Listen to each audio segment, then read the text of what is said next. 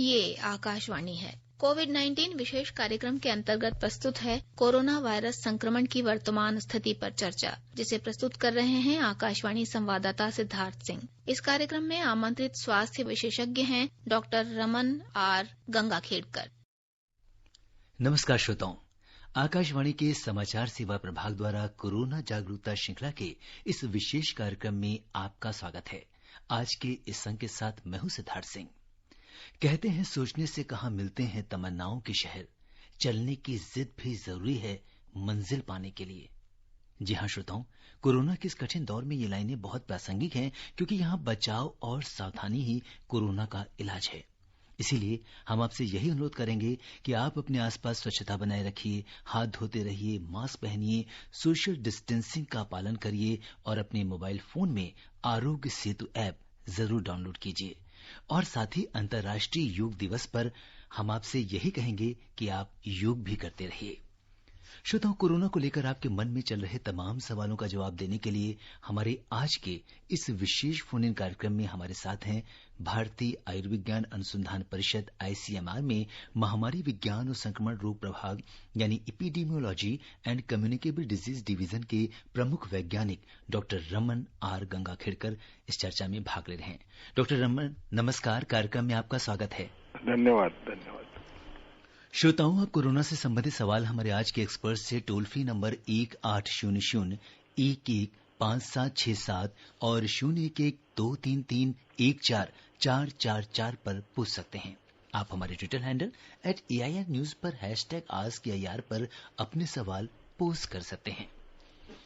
Doctor Raman, सबसे पहले आपसे देश में कोरोना महामारी की ताजा स्थिति के बारे में बात करेंगे। अगर इस समय कोरोना संक्रमण से ठीक हुए लोगों की संख्या लगातार बढ़ रही है और अब ये 55.49% हो गई है। कोरोना वायरस से अब तक 2,27,755 रोगी उपचार के बाद ठीक हुए हैं और स्वास्थ्य मंत्रालय के डेटा बताता है कि ठीक हुए रोगियों की संख्या उपचार करवा रहे रोगियों की संख्या से लगभग 58,000 अधिक है। डॉक्टर रमन, इन आंकड़ों को आप किस तरह देखते हैं? ये आंकड़े जो हैं ये एक ही बता रहे हैं कि दिन ब दिन ज्यादा लोगों को बीमारी लग रही है, इसका संक्रमण हो रहा है और इस बीमारी की वजह से मौत होने का चांस उतना ही कम है। और अगर मौत नहीं होती है तो इसका मायना जो डिस्चार्ज हो रहे हैं उनकी भी संख्या उतनी ही बढ़ते जा रही है, इसलिए रिकवरी रेट भी बढ़ते ही जा रहा है। लेकिन हमने एक ही समझना है कि जब हम देखते हैं कि ये संख्या, संक्रमित लोगों की संख्या जब बढ़ रही है, उसको अगर हमको कम करना है तो हम सबको अपने आप को और अपने परिवार को सुरक्षित रखने की कोशिश करना है, तो जिसकी वजह से ये संख्या भी नहीं बढ़ेगी और कोरोना से संक्रमित होने वाले लोगों को जो भी तकलीफ बाद में हो सकती है वो देखने की हमको नौबत भी नहीं आएगी। और डॉक्टर रमन, अब हम बात करेंगे टेस्टिंग की। देश में कोरोना वायरस की जांच के काम में भी तेजी लाई गई है। पिछले अगर हम 24 घंटों की बात करें तो 1,90,000 से अधिक नमूनों की जांच की गई और अब तक 68 लाख से अधिक नमूनों की टोटल हम अगर टेस्टिंग की बात करें तो ये की जा चुकी है। और जो लैब्स हैं उनके भी नंबर्स काफी बढ़ा दिए गए हैं और 259 प्राइवेट प्रयोगशाला हैं इसमें, और सरकारी प्रयोगशालाएं की बात करें तो इनकी संख्या बढ़ाकर 722 कर दी गई है। आप इससे बहुत करीब से जुड़े रहे हैं ICMR में, टेस्टिंग को लेके आपके वक्तव्य हम बार बार देखते रहे हैं, तो आप इस बारे में क्या कहेंगे कि टेस्टिंग बढ़ने से कोरोना के मामले कुछ बढ़ रहे हैं, ज्यादा सामने आ रहे हैं, उनकी टेस्टिंग हो रही है, ये कारण है या और अन्य कारण क्या है? नहीं, सबसे बड़ी बात हमको एक याद रखना है, टेस्टिंग जब हम बढ़ाते हैं तो जितने ज्यादा लोग टेस्ट करने आएंगे उनमें से ज्यादा लोग भी हमको नए इन्फेक्शन के दिखना शुरू हो जाएगा। इसका प्रमुख कारण क्या है? क्योंकि बीमारी जब ये किसी को लगती है तो हर आदमी हॉस्पिटल में एडमिट होने के वैसा या उसको बड़े कोई लक्षण हैं जिसकी वजह से वो दवाखाने में आए, उसके वजह से लोगों की संख्या जो है वो काफी कम रहती है। उसकी वजह से जो एसिम्प्टोमेटिक है उनकी भी जांच। और एसिम्प्टोमेटिक में एक किस्म होता है जिसमें लक्षण तीव्र नहीं होते हैं लेकिन साधारण से लक्षण रहते हैं, जिसको आम आदमी ऐसे समझे कि ये कोई बड़ा लक्षण नहीं है। जैसे मुझे सर दर्द हो रहा है और मैं उसको अगर टेस्ट करूं वो पॉजिटिव अगर आया, वो कंटेनमेंट जोन में रहने वाला आदमी है, तो उनको जब टेस्ट करेंगे वो पॉजिटिव आएगा, तो ऐसे लोगों की संख्या हमको ज्यादा बढ़ती हुई नजर आएगी। लेकिन ये जो संख्या बढ़ रही है ये टेस्टिंग का एक्सेस बढ़ा है, इसकी वजह से भी बढ़ रही है। लेकिन हमको एक भी उसका हमने अगर अलग अर्थ अगर निकाला कि क्या ये बीमारी के जो मरीज है उनकी संख्या सही में बढ़ रही होगी, तो हमने उसका अच्छा फायदा लेना है कि हमने अपने आप को समझाना है कि मुझे जो भी प्रिकॉशंस के बारे में बोला गया है उसको मैंने सख्ती से पालन करना, ये हमारे लिए अच्छा रहेगा। तो ये संख्या बढ़ने में भी हम उसको नियंत्रण में लाने में कामयाब हो पाए। और डॉक्टर रमन, जैसे कि स्वास्थ्य मंत्रालय ने कुछ दिनों पहले भी एक एडवाइजरी जारी की थी कि टेस्टिंग को लेके लोग बहुत सामने नहीं आ रहे हैं। जिन लोगों को शुरुआती लक्षण अगर आ रहे हैं तो वो अभी वो साहस नहीं कर पा रहे हैं कि हम इसको जाकर टेस्ट कराएं और इसका प्रॉपर इलाज लें। ऐसे लोगों से आप क्या कहना चाहेंगे? नहीं, सबसे बड़ी बात हमको एक समझना है कि एक बीमारी के बारे में जब हम सोचते हैं तो सबसे पहला डर क्या होता है, हर इंसान को लक्षण आया तो क्या मेरी ये बीमारी से मौत होगी? क्योंकि हम बार बार टीवी पे जब देखते हैं तो उसमें संख्या दिखेगी और इतने लोगों की मौत हुई, इतने लोगों को हॉस्पिटल में भर्ती करते वक्त तकलीफ हो रही है, हॉस्पिटल पूरे भरे गए वाले हैं। कुछ लोग ये सोचते हैं कि हॉस्पिटल में अगर भर्ती करें तो मेरे जो नजदीक के रिश्तेदार हैं वो भी मुझे मिलने नहीं आएंगे। तो हर एक के मन में अलग अलग किस्म का डर पैदा होगा, और जब डर पैदा होता है तो कुछ लोग ऐसा सोचेंगे कि अब जो भी होना है घर में बैठ के भी हुआ तो भी हो जाए, मौत भी आए तो भी चलेगी, लेकिन मैंने जाके टेस्ट करना, उसके लिए मेरी हिम्मत नहीं हो रही है। सच्चाई क्या है, हर इंसान ने एक समझना बहुत जरूरी है कि ये समझो मैंने चेक किया और मेरी टेस्ट पॉजिटिव भी आई, तो इसकी वजह से मौत होने का डर वो 1% से कम यानी 0.08% के नजदीक है। तो मैंने इसको इतना डरना ये मेरे लिए जरूरी नहीं है। और हमको इतना भी मालूम है कि ये बीमारी में मौत होने का जो डर होता है वो जिसकी उम्र 65 के ऊपर है, जिस आदमी को डायबिटीज या ब्लड प्रेशर की बीमारी हो उन लोगों में, या कोई क्रॉनिक डिसीजेस हो उन लोगों में ये डर ज्यादा होता है। लेकिन ज्यादा होता है जब हम बोलते हैं तो हर मरीज डायबिटीज का उसकी मौत होगी, ऐसे नहीं है। ये भी प्रोपोर्शन जो है ये ज्यादा से ज्यादा आज के तौर पे हम बोलते हैं कि 10% के नजदीक होगा कि जिन लोगों को ये अलग दूसरी बीमारियां हैं उन लोगों में अगर रिस्क अगर देखे तो वो 10% के नजदीक होगी। लेकिन जब 90% चांस ये बीमारियां रहते हुए भी बचने का अगर है तो मैंने टेस्ट करने को जाना चाहिए, क्योंकि मैं जितना लेट जाऊंगा ये बीमारी के खिलाफ जो सपोर्टिव ट्रीटमेंट मुझे देना है या जो नई जो दवाइयों के बारे में अभी जो चर्चा हो रही है उनमें से कोई दवा अगर मुझे जरूरत होगी वो मुझे अगर मिलना है तो वो मैं मिलने से वंचित रहूंगा, और ऐसे अगर हुआ तो अपने आप ही अपने को खतरे में डालूंगा। दूसरा डर एक होता है लोगों को कि अगर मैं पॉजिटिव आया तो मेरे घर में कोई नहीं आएगा, मेरे घर के बाहर पर्चा लग जाएगा या मेरे बिल्डिंग पे पर्चा लग जाएगा कि यहाँ कोई मरीज ये बीमारी का है।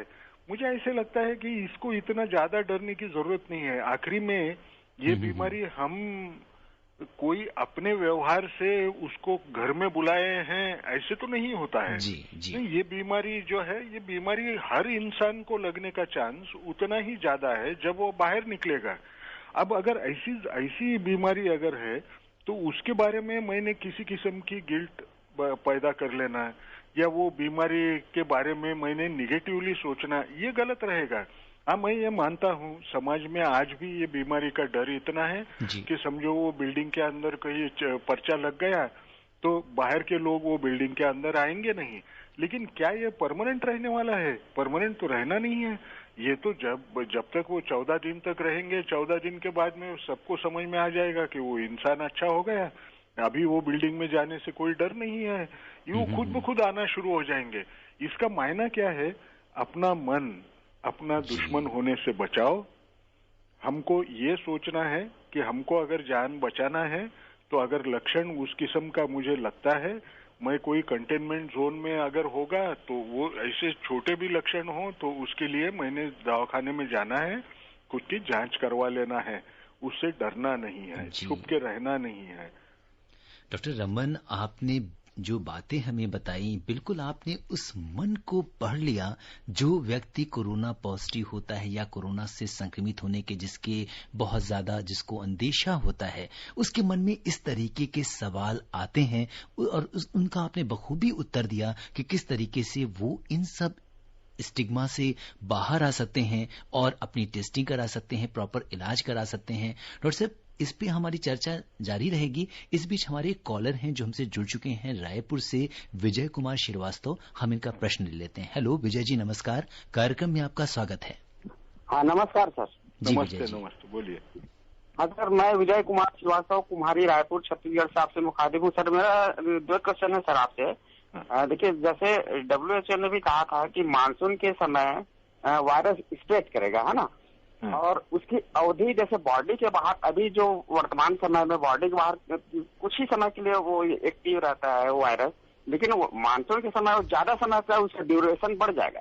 तो इस मतलब बात को आप व्यापक रूप से विश्लेषण करके बताइएगा, पहला सर। दूसरा क्वेश्चन है सर कि गुड़ जो है उसको हम किस तरह से सैनिटाइज करें, क्योंकि गुड़ को तो हम सैनिटाइज कर नहीं सकते, तो गुड़ खाना उचित है कि नहीं, इस संदर्भ में बताइएगा सर। धन्यवाद। हाँ, अभी आपने जो 2 सवाल पूछे, पहले गुड़ का लेता हूँ क्योंकि वो सबसे पहले सबसे आसान और 2 लाइन में ही हो जाएगा। गुड़ खाने से कोई फर्क पड़ता होगा ऐसा कोई भी किसी की खोज किसी ने लिखी नहीं है, उसको कोई प्रमाण नहीं है। तो ऐसे लोगों ने समझना नहीं है मैं गुड़ खाऊंगा और बाहर जाऊंगा, अब मैं जब गुड़ खाऊंगा तो मुझे डरने का कोई कारण नहीं है, मैं जैसे भी रहूं मुझे तो बीमारी नहीं लगेगी। ये गलत होगा, हमको ये करना नहीं है। दूसरी बात हमको याद रखना है कि मानसून आ गया, तो आपका कहना है WHO ने कहा मानसून में वो बढ़ने का डर रहेगा।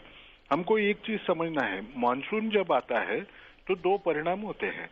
सबसे पहला परिणाम क्या है कि लोगों को सर्दी जुकाम ये ज्यादा हमको दिखाई देता है। अब ये जो सर्दी जुकाम है, ये जुकाम कुछ लोग ऐसे समझेंगे कि सर्दी जुकाम जो हुआ है वो बरसात की वजह से या बरसात में भीगने की वजह से होगा और वो आने का टालें, तो उसकी वजह से बीमारी फैलने का डर रहेगा। सबसे अच्छी सलाह ये दे सकते हैं कि जिस किसी को सर्दी जुकाम या जो भी बीमारी हो गई होगी, जो भी लक्षण होगा, तो उसके बारे में वो टेस्ट करना चाहिए क्या नहीं, ये अपने मन से मत ठहराइए, डॉक्टर के पास जाइए, वो डॉक्टर ठहराएगा कि ये क्या कोविड का लक्षण रहता होगा और वो उस ढंग से वो पेशेंट्स को रेफर करेगा। अब दूसरी बात एक बड़ी होती है, मानसून में क्या होता है कि बरसात होने की वजह से समझ लीजिए मैं छींकता हूँ, क्योंकि ये छींकना खांसना ये किस्म के जो बर्ताव होते हैं वो बढ़ेंगे, क्योंकि ये मानसून की वजह से बढ़ने वाले हैं।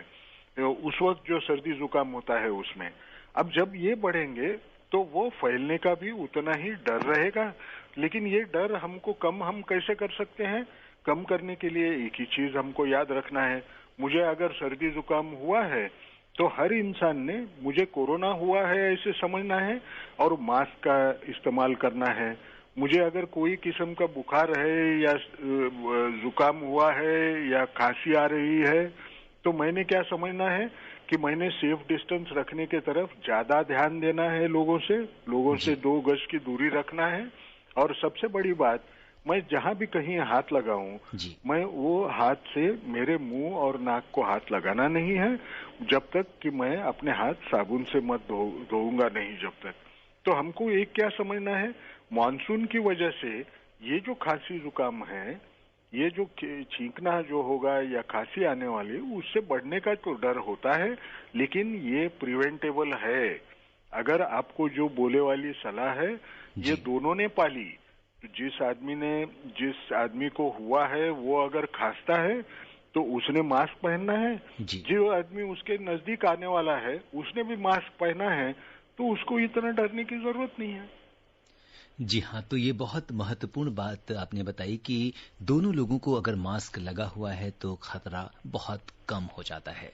और डॉक्टर साहब, इस बीच हम रुक कर लेते हैं बाराबंकी उत्तर प्रदेश का, जहां से हमारे साथ देशराज जी जुड़ चुके हैं। हेलो देशराज जी, नमस्कार, कार्यक्रम में आपका स्वागत है। जी सर, नमस्कार जी, अपना सवाल पूछिए। जी सर, हम एक चीज जानकारी चाहते हैं कि जैसे दूध या दही खाने से हमारे कोलाइटिस बनती है, तो हमारी क्या इम्यूनिटी कम पड़ने से क्या कोरोना का डर बना रहता है? एक चीज हमको समझना है, दूध और दही खाने से इम्यूनिटी सुधरती है ऐसे समझना भी गलत है। इसको भी कोई भी साइंस में किसी किस्म का आधार हम बोल नहीं सकते हैं। अब दूसरी बात भी हमको समझना है। समझ लीजिए कुछ खाने से मुझे लगता है कि मेरी इम्यूनिटी कम हो जाएगी या कम नहीं होगी, वो उसको भी ज्यादा आधार कहीं नहीं है। और समझ लीजिए मेरी प्रतिकार शक्ति थोड़ी कम है, तो ऐसा कोई सबूत नहीं है कहीं जो ये बोलता है कि मेरी प्रतिकार शक्ति कम है इसलिए मुझे ये बीमारी लगने का चांस ज्यादा होगा। हम उससे इतना ही डरते हैं कि अगर मेरी प्रतिकार शक्ति कम हो, अगर मुझे बीमारी लग जाए तो वो लगने के बाद में जो मुझे इस विषाणु के साथ मेरा शरीर लड़ाई करेगा उसमें थोड़ी मुझे दिक्कत आने का चांस रहेगा।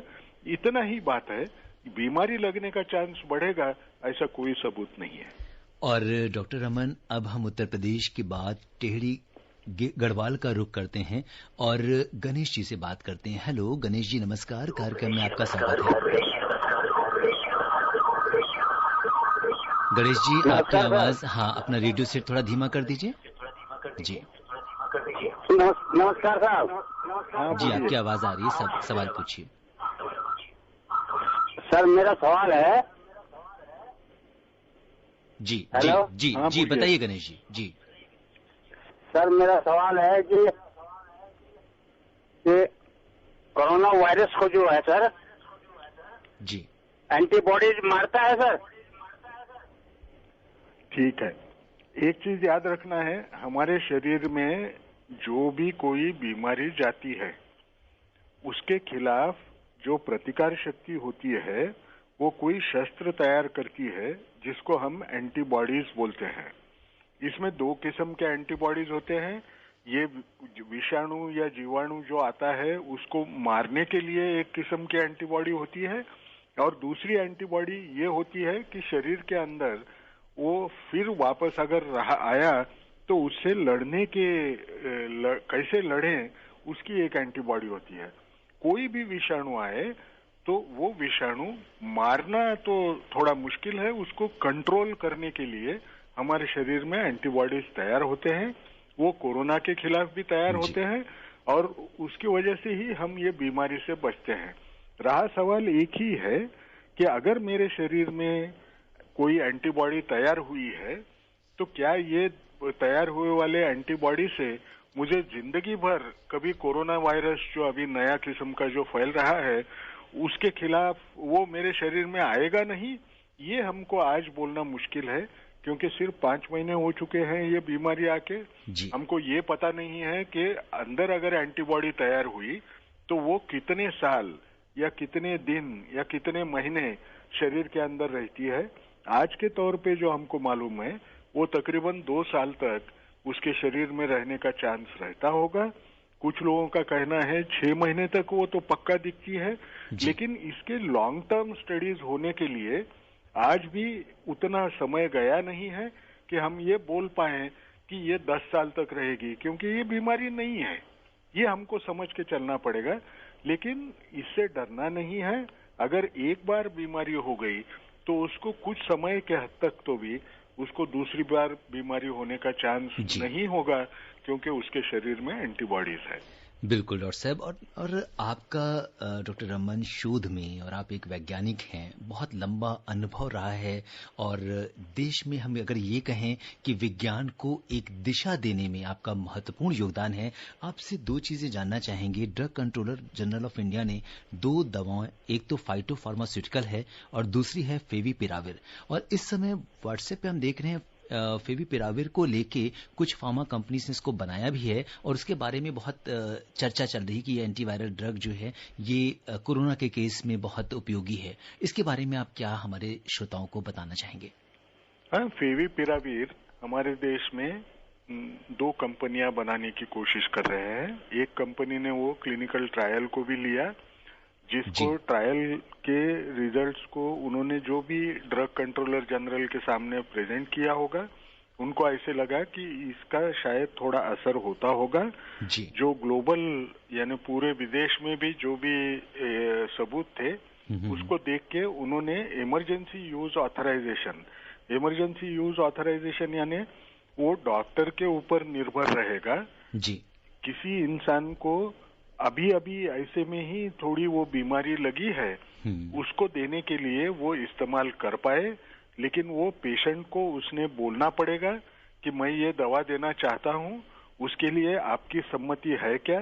वो सम्मति उसको लेना पड़ेगा, और फिर वो दवा उसको देगा, और वो दवा देने के बाद में जो भी परिणाम दिखता है, वो परिणाम का भी रिपोर्टिंग उसको drug controller general of India को करना पड़ेगा।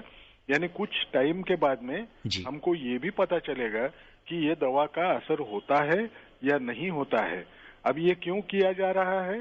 5 महीने हुए हैं, इसके खिलाफ इतना संशोधन करने के लिए टाइम भी मिला नहीं है, और अगर हर वक्त के वैसा हम अगर संशोधन करने बैठे कि उसको समझ लीजिए 1-1.5 साल या 2 साल एक क्लिनिकल ट्रायल की फेज करने में अगर हमने टाइम गंवाया, तो बहुत लोगों की जान जा सकती है। इसलिए ये बीच में का रास्ता डीसीजीआई ने पकड़ा है। लेकिन ये जो दवा है, ये कोई डॉक्टर ने देने के बाद में ही देने की दवा है, क्योंकि इसके साइड इफेक्ट हैं। ये जैसे प्रेग्नेंट औरत है, उसको अगर मैंने ये दवा दी तो उसको होने वाले बच्चों को कुछ तकलीफ दिखने का चांस उतना ही रहता है। इसलिए ये जो दवा है, ये आम आदमी ने जाके कोई स्टोर से खरीद के अपने मन से लेने वाली दवा नहीं है। ये डॉक्टर ने बोलना है, डॉक्टर के निगरानी में ये दवा दी जाएगी। दवा निकलना अच्छा है, लेकिन हर इंसान ने ये दवा का इस्तेमाल करना, उस लेवल का जो एविडेंस है वो अभी तक अवेलेबल नहीं है। उसको जो भर्ती होगा उसको ही ये दवा लेने का चांस हम दे पाएंगे। हम ऐसे आशा करना चाहिए, क्योंकि रशिया में इस किस्म की एक दवा है, वो दवा वो लोग आम जो कोरोना वाले पेशेंट है उनको दे रहे हैं। तो जो भी थोड़ा जो सबूत मिला है, उसमें ये दवा असर तो दिखाती होगी, ऐसे नजर आता है, लेकिन हमको उसके ऊपर ज्यादा सबूत जमा करना पड़ेगा, और उसके बाद में ही ये रिकमेंडेशन करके आएगा, और इमरजेंसी यूज के लिए परमिशन सिर्फ जो मिली है वो बदल के रिकमेंडेशन हो जाएगी। ये बहुत महत्वपूर्ण जानकारी डॉक्टर साहब आपने हमारे श्रोताओं को दी है, क्योंकि इस समय अगर हम देखें तो सोशल मीडिया पे जब भी कोई नई ड्रग आती है तो उसको लेके बड़े सारे एक रेस सी चलने लगती है। हर आदमी उसको फॉरवर्ड करता है, लेकिन कब लेना है, कैसे लेना है, सही तरीका क्या है, आपने जो बताया, इससे इस महत्वपूर्ण जानकारी से हमारे श्रोताओं को बहुत मदद मिलेगी। और डॉक्टर साहब अब हम रुक कर लेते हैं जौनपुर का, जहां से हमारे साथ जुड़ चुके हैं राजधर मिश्रा जी। हेलो राजधर जी, नमस्कार, कार्यक्रम में आपका स्वागत है। डॉक्टर साहब मेरा नमस्कार। नमस्ते जी, बोलिए। सर मेरे 3 सवाल है। वैसे मेरा पहला सवाल है कि अगर मान लीजिए कि हम हाथ में हैंडग्लव्स लगाते हैं, नाक में नोजमास्क लगाते हैं, सर हैंड से तो हम लोग अपना हाथ सब कर लेते हैं, लेकिन आंखें खुली रहती है, तो सर क्या उससे भी कोरोना होने का चांस है क्या सर? अच्छा, मेरा दूसरा सवाल है कि हल्दी दूध के साथ अगर केला खाएंगे तो गैस से ह्यूमिडिटी थोड़ी बढ़ती है क्या? अच्छा, मेरा तीसरा सवाल लास्ट सवाल है कि इससे जल्दी कोई कोरोना पॉजिटिव का डेथ हो जाता है और हिंदू रीति रिवाज शायद उसका दाह संस्कार करते हैं, तो सर क्या उसमें कोरोना होने का मतलब कोई चांस रहता है क्या सर? ठीक है, थोड़ा सा मुझे सुनने में डिस्टरबेंस हुआ था। शायद मुझे बीच में मदद लगेगी अगर मैं कुछ गलती कर रहा होगा जवाब देने में। लेकिन आपने कहा कि मैं तो सारा कवर करता हूँ, नाक कवर्ड है, मुंह कवर्ड है, लेकिन आंखें मेरी खुली रहती है। आंखों से ये बीमारी लगेगी क्या? आंखों से बीमारी लगने का चांस बहुत कम होता है, क्योंकि ये जो विषाणु है, जैसे हम आम इंसान जो है, हमको अगर किसी ने बोला कि आपको कहाँ जाके रहना है, तो हम घर ढूंढेंगे या झोपड़ी ढूंढेंगे। हम जंगल में जाके तो रहने को हमको अच्छा नहीं लगेगा। वैसे हर इंसान को या हर बीमारी के जो विषाणु होते हैं, उनको कहाँ रहना है, किस किस्म का घर चाहिए, कहाँ मैं जिंदा रह सकता हूँ, उसका अलग हिसाब होता है। ये जो विषाणु है, ये गले के अंदर जो हमारे पेशियां हैं, उनके अंदर रह सकता है। ये जो पेशी है, ये आंख में की पेशी से अलग किस्म की पेशी है, इसलिए वो बीमारी लगने का चांस आंख में से वो उतना ही कम होता है। ऐसे अभी तक जो देखा गया है उसमें पता चलता है। लेकिन इसका मायना जो चश्मा पहनता है, वो चश्मा पहनने वाले को वो चांस और कम करने का चांस मिलता है, क्योंकि मैं अगर चश्मा पहन के रहूं और मेरे सामने किसी ने खांसा, वो मेरे आंख के ऊपर गिरा, तो मेरा डर क्या होता है, मैं गलती से आंख को अगर हाथ लगाऊं और उसके बाद में वो हाथ मेरे मुंह या नाक को लगाऊं, तो वो जो चांस बढ़ता है वो कम होगा अगर मैंने चश्मा पहना तो। तो इसका डायरेक्ट रिलेशन नहीं होगा, लेकिन इनडायरेक्ट रिलेशन रहता होगा। और डॉक्टर साहब, इन्होंने दूसरा सवाल ये केले के बारे में। जी, एक तो केले की इम्यूनिटी है, और तीसरा सवाल इनका ये था कि अगर किसी व्यक्ति का अंतिम संस्कार किया जाता है तो क्या वो तो दोनों हो सकता है। जी, वो जो केला जो आप बोले, केले खाने के बाद में दो चीजों का लोगों में गलत एक विश्वास है। केला अगर खाया तो सर्दी होती है। केले का और सर्दी का कोई संबंध नहीं है। केला खाना अच्छा होता है, इससे प्रतिकार शक्ति बढ़ती है क्या, ये किसी को मालूम नहीं है, लेकिन केला खाने से सेहत अच्छी रह सकती है, इसमें कोई शक नहीं। तो ये न ये केला खाने से बीमारी नहीं होती है ऐसे भी नहीं है, केला खाने से बीमारी ठीक होती है ऐसे भी नहीं है, लेकिन केला खाना जिंदगी के लिए अच्छा होता है, बिल्कुल आराम से आदमी खा सकता है। रहा सवाल, आप बोले कि अगर किसी इंसान की कोरोना की वजह से मौत हुई, हिंदू संस्कार अगर हो रहे हैं, तो उसको बीमारी लगने का चांस होगा क्या? आपको एक चीज याद रखना है कि जब इंसान के शरीर में ये विषाणु गया है, वो आदमी गुजर भी गया, तो भी मैं उसको जब हाथ लगाऊंगा तो मुझे डर क्या है, वो दुख जो होता है, दुख में मैंने कहीं दर्द जो उसके मन में है, उसने बेचारे ने कहीं हाथ लगाया, मुंह को हाथ लगाया या सर को हाथ लगाने की कोशिश की, वो अगर उस जगह पे विषाणु होगा तो ये विषाणु अपने हाथ को लगेगा, और वो जैसे ही अपने नाक या मुंह को हाथ लगाएगा, अगर वो रो रहा होगा तो आपको तो पता है दुख हुआ तो हम रोते हैं, अगर रोते हैं तो नाक को हाथ लगाने का चांस उतना ही बढ़ जाता है। अगर उस टाइम पे वो मेरे हाथ के ऊपर अगर कोरोना वायरस होगा तो वो लगने का चांस बढ़ जाएगा। और ये कई जगह पे दिखा हुआ है कि लोग जब अंतिम संस्कार के लिए करके जाते हैं और इस ढंग का बर्ताव करते हैं, तो वो इवेंट को हम सुपर स्प्रेडर इवेंट भी समझते हैं कि उसकी वजह से ये बीमारी फैलेगी। लेकिन अपने मन में वो व्यक्ति के बारे में अच्छे विचार रहना, उसका प्यार जो हमारे मन में है, हमको जो दिखता है, वो मैंने दूसरों को बताने के बजाय आज एक समय आया है उसका चिंतन ज्यादा करें, अपने आप को भी बचाए। ये अगर हम करें तो उस इंसान बिल्कुल डॉक्टर साहब, आपने बहुत अच्छा संदेश दिया है, और लेकिन श्रोताओं अब समय हमें इजाजत नहीं दे रहा कि हम इस चर्चा को आगे बढ़ाएं। डॉक्टर रमन, आप कोविड-19 के इस विशेष कार्यक्रम से जुड़े और आपने हमारे श्रोताओं के प्रश्नों का उत्तर दिया, आपका बहुत बहुत धन्यवाद। श्रोताओं, आज के अंक में बस इतना ही। हम आपसे अनुरोध करेंगे कि आप अपने आसपास स्वच्छता बनाए रखिए, हाथ धोते रहिए, मास्क पहनिए, सोशल डिस्टेंसिंग का पालन करिए और अपने मोबाइल फोन में आरोग्य सेतु ऐप जरूर डाउनलोड कीजिए। कोरोना के प्रति जागरूकता और सावधानी ही कोरोना से बचाव है। आप स्वस्थ और सुरक्षित रहते हुए दूसरों को भी सुरक्षित रखें, इसी कामना के साथ दीजिए मुझे अनुमति। नमस्कार। कोविड-19 विशेष कार्यक्रम के अंतर्गत अभी आप सुन रहे थे कोरोना वायरस संक्रमण की वर्तमान स्थिति पर चर्चा, जिसे प्रस्तुत कर रहे थे आकाशवाणी संवाददाता सिद्धार्थ सिंह। इस कार्यक्रम में आमंत्रित स्वास्थ्य विशेषज्ञ थे डॉक्टर रमन आर गंगाखेडकर। ये कार्यक्रम आकाशवाणी के समाचार सेवा प्रभाग द्वारा प्रस्तुत किया गया। इसे आप हमारे mobile app news on AIR पर भी सुन सकते हैं। इस कार्यक्रम के संबंध में अपनी प्रतिक्रिया आप हमें ईमेल कर सकते हैं। पता है AIRNSDtalks@gmail.com।